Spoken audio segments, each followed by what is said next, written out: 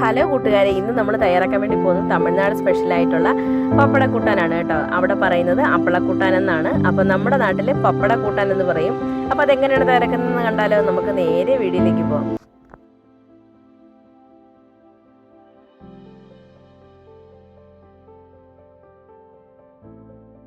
അപ്പോൾ ഞാനിവിടെ പപ്പടം വറുത്ത് വെച്ചിട്ടുണ്ട്. ഇത് തമിഴ്നാട് സ്റ്റൈൽ പപ്പടമാണ്. നമ്മുടെ സാധാരണ പപ്പടമാണെങ്കിലും ഉപയോഗിച്ചാൽ മതി കേട്ടോ. ഇത് നമ്മുടെ കടയിലൊക്കെ അവൈലബിൾ ആണ്. പക്ഷേ നമ്മുടെ നാട്ടിലുള്ള പപ്പടം തന്നെ ഉപയോഗിച്ചാൽ മതി. ഇനി നമുക്കത് വറുത്ത് വെച്ചിട്ടുണ്ട്. ഞാൻ 10 എണ്ണം വറുത്ത് വെച്ചിട്ടുണ്ട്. ഇനി നമുക്ക് ഒരു പാൻ ചൂടാക്കാൻ വേണ്ടി വെക്കാം. അതിനകത്തേക്ക് 1 ടേബിൾ സ്പൂൺ എണ്ണ ഒഴിച്ചു കൊടുക്കുന്നുണ്ട്. ഒന്നെങ്കിൽ സൺഫ്ലവർ ഓയിൽ ഉപയോഗിച്ച് കൊടുക്കാം, ഇല്ലെങ്കിൽ വെളിച്ചെണ്ണയാണെങ്കിലും ഉപയോഗിക്കാം കേട്ടോ.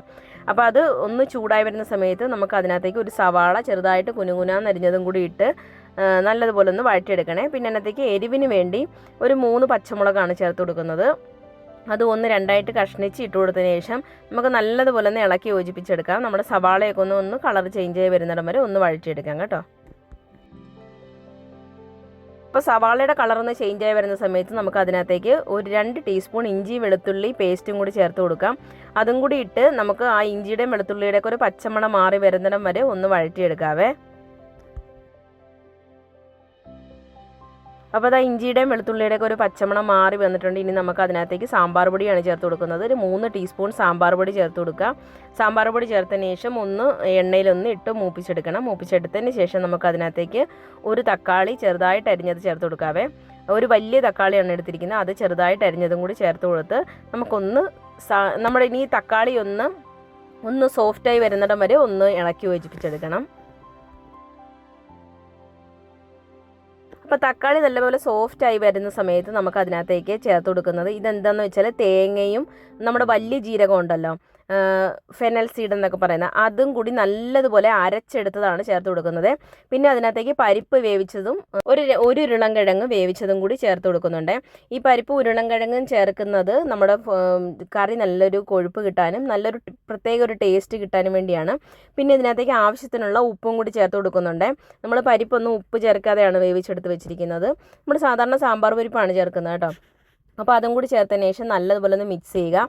പിന്നെ ഇതിനകത്ത് വെള്ളം വേണമെങ്കിൽ നിങ്ങൾ കൂടുതൽ ആഡ് ചെയ്ത് കൊടുക്കണം. പപ്പടത്തിൻ്റെ കൂട്ടാനാണ്. നമ്മൾ പപ്പടം ഇട്ട് കഴിയുമ്പോൾ ഇത് നല്ലപോലെ കുറുകി വരും കേട്ടോ. അപ്പോൾ അതിനനുസരിച്ച് നിങ്ങൾ ആവശ്യത്തിന് വെള്ളം ഒഴിച്ചു കൊടുക്കണം.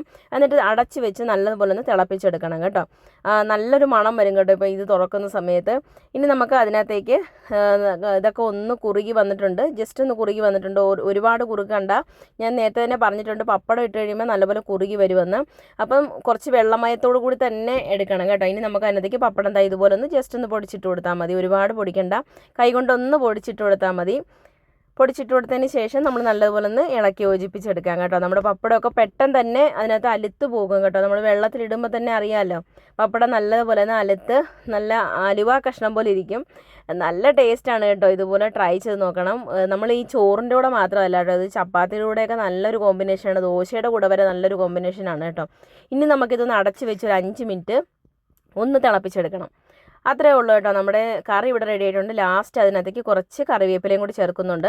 മല്ലിയില ഇഷ്ടമുള്ളവരുണ്ടെങ്കിൽ ആ മല്ലിയിലയും കൂടി ചേർത്ത് കൊടുക്കുക കേട്ടോ. കറിവേപ്പിലയ്ക്ക് പകരം നിങ്ങൾക്ക് വേണമെങ്കിൽ മല്ലിയിലയും ചേർത്ത് കൊടുക്കാം. അപ്പോൾ നമ്മുടെ കറി ഇവിടെ റെഡി ആയിട്ടുണ്ട്. ഉപ്പൊക്കെ കറക്റ്റാണോ നോക്കാം. നമ്മുടെ പപ്പടത്തിനകത്ത് ഉപ്പുണ്ട്. അപ്പോൾ ഞാൻ നേരത്തെ അതിനനുസരിച്ചിട്ട് മാത്രം ഉപ്പ് ചേർത്ത് കൊടുത്തിട്ടുള്ളൂ കേട്ടോ. ഒരുപാട് ഉപ്പ് ചേർത്ത് കൊടുക്കരുത് ആദ്യമേ. ലാസ്റ്റ് ഉപ്പ് വേണമെങ്കിൽ മാത്രം ചേർത്ത് കൊടുത്താൽ മതി. നമ്മുടെ പപ്പടക്കൂട്ടൻ ഇവിടെ റെഡി ആയിട്ടുണ്ട്. എല്ലാവരും ട്രൈ ചെയ്ത് നോക്കണം കേട്ടോ. നല്ല ടേസ്റ്റാണ്. അപ്പോൾ വീഡിയോ ഇഷ്ടപ്പെട്ടെന്ന് വിചാരിക്കുന്നു. പുതിയൊരു വീഡിയോ ആയിട്ട് വരുന്നവരെ thanks for watching. Thank you. By.